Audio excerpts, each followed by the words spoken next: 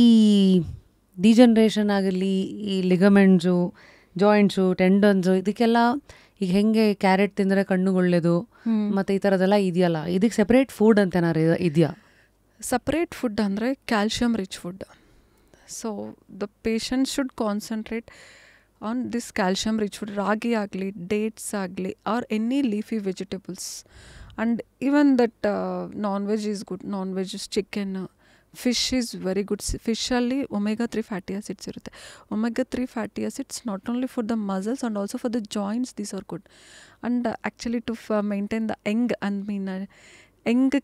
Young looking for skin also these omega 3 fatty acids are really good.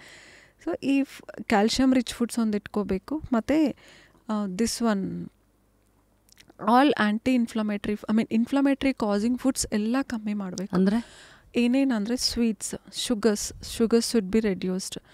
All processed foods should be reduced. Processed foods ತೊಗೊಂಡಿಲ್ಲ. ಮೈದಾ all the whole ಅಂದರೆ full carbohydrate rich food like ಮೈದಾ ಆಗಲಿ, pasta ಆಗಲಿ.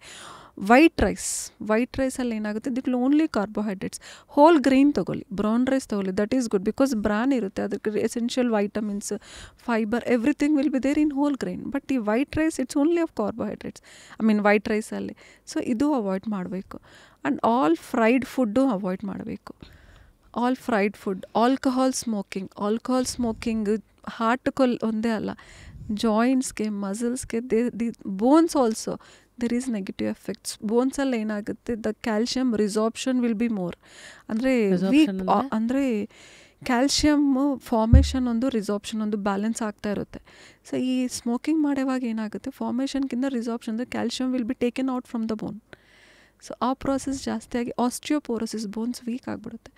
So calcium smoking will have negative effect on bones, on joints, on muscles, on everything. So this should be stopped. And foods rich in antioxidants like ಈ berries, citrus fruits, omega 3 fatty acids rich foods, and leafy vegetables. All vegetables ಇದೆಲ್ಲ ಒಳ್ಳೆಯದೇ. So ಇದಕ್ಕೆ like ದೇಸೆ protein intake ಅಂದರೆ ಈಗ ನಿಮ್ಮ ದೇಹದ ಏನು ತೂಕ ಇರುತ್ತೋ ಒಂದೊಂದು kg 1 ಗ್ರಾಮ್ ಅಂತಾರಲ್ಲ, ಇಲ್ಲಿ ವಾಟ್ ಈಸ್ ದ ಮೆಷರ್ಮೆಂಟ್ ಏನಿಲ್ಲ, ಅಂದರೆ ಎಷ್ಟು it should not be taken more. ಅಂದರೆ hardly 2 or 3 fruits per day sufficient actually. ಮತ್ತು ಫ್ಲಾಕ್ ಸೀಡ್ಸು ಇದರಲ್ಲೆಲ್ಲ ಯು ಹ್ಯಾವ್ ಒಮೆಗಾ, ಅದೇನು 1 ಸ್ಪೂನು 2 ಸ್ಪೂನ್ ಈ ಥರನ ತೊಗೋಬೋದಾ? 2-3 spoons is fine, not more then. ತುಂಬ ಜಾಸ್ತಿ ಯಾವುದು ತಗೋ. So flax spoons 1 spoon in the morning and 1 spoon in the evening sufficient. Interesting. So ಇದಾಯಿತು.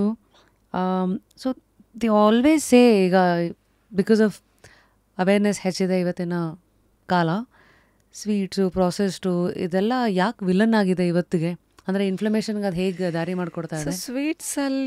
ಸ್ವೀಟ್ಸಿಂದ ಒಂದು ಇನ್ಫ್ಲಮೇಷನ್ ಜಾಸ್ತಿ ಆಗುತ್ತೆ. One more thing, sulphur content is not good for the joints actually ಸ್ವೀಟ್ಸಲ್ಲಿ. ಅಂದರೆ ಸ್ವೀಟ್ಸಿಂದ ಶುಗರ್ ಕಾಂಪೊನೆಂಟ್, ಜಾಗ್ರಿ ಪರವಾಗಿಲ್ಲ, but sugar is not good. ಯಾಕೆ ಅದು ವೈಟ್ ಪಾಲಿಶ್ಡ್ ಅದು ಒಳ್ಳೇದಲ್ಲ. ಮತ್ತು ಇನ್ನೊಂದು something you asked again, that processed foods ಎಲ್ಲ ಪ್ರಿಸರ್ವೇಟಿವ್ಸ್ ಇರುತ್ತೆ, ಸಾಲ್ಟ್ ಜಾಸ್ತಿ ಇರುತ್ತೆ. ಸೊ ಇದು and all processed foods, the inflammatory cascade will increase. ಅದರಿಂದ ಜಾಯಿಂಟಲ್ಲಿ ಇನ್ನೂ ಡ್ಯಾಮೇಜ್ ಜಾಸ್ತಿ ಆಗಿಬಿಡುತ್ತೆ.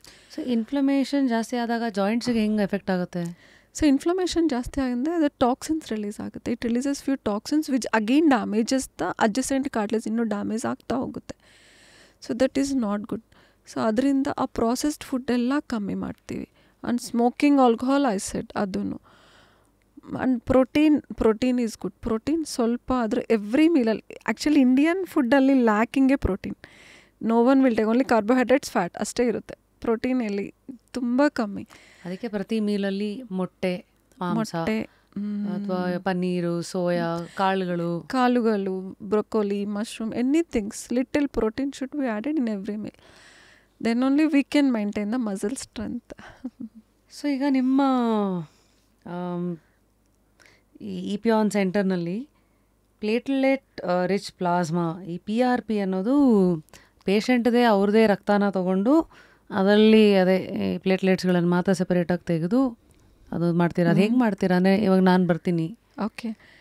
ಸೊ ಈಗ ನೀವು ಬರ್ತೀರಾ, ಫಾರ್ ಎಕ್ಸಾಂಪಲ್ ನೀ ಜಾಯಿಂಟ್ ಪೈನ್ಗೆ ಬಂದಿದ್ರು ಅಂದ್ಕೊಳ್ಳಿ, ನಾನು ನೀ ಜಾಯಿಂಟ್ ಫಸ್ಟ್ ಎಕ್ಸಾಮಿನ್ ಮಾಡ್ತೀನಿ, ಹೌ ಇಟ್ ಈಸ್, ಹೇಗಿದೆ, ಮತ್ತು scan I do one ultrasound for the knee joint, high resolution musculoskeletal ultrasound ಅಂತ ಮಾಡ್ತೀವಿ.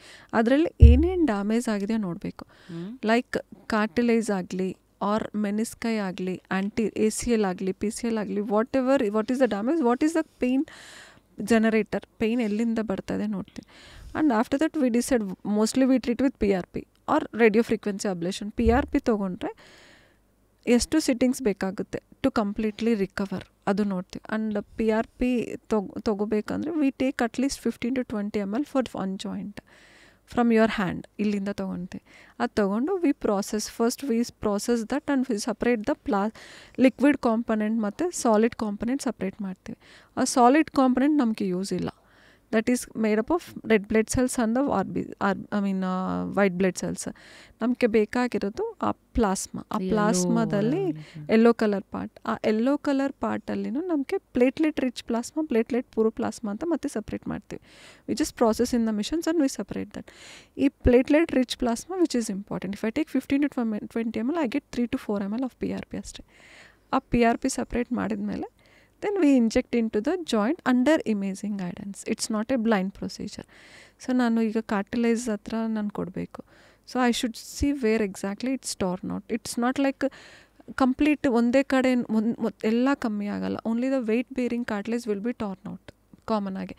ಆ ವೆಯ್ಟ್ ಬೇರಿಂಗ್ ಅಲ್ಲಿ ಕರೆಕ್ಟಾಗಿದೆಯಾ ಅಂತ ಅಲ್ಲಿ ನಾವು first fluoroscopy or ultrasound anything ಆ ಮೆಷನ್ಸ್ ಯೂಸ್ ಮಾಡಿಬಿಟ್ಟು ನಾವು ಫಸ್ಟ್ ಲೋಕಲೈಸ್ ಮಾಡಿಬಿಟ್ಟು then we first see with a dye correct ಪೊಸಿಷನಲ್ಲಿ ಇದೆಯಾ ಇಲ್ವಾ ಅಂತ ನೋಡಿ ಮತ್ತೆ ನಾವು PRP ಕೊಡ್ತೀವಿ.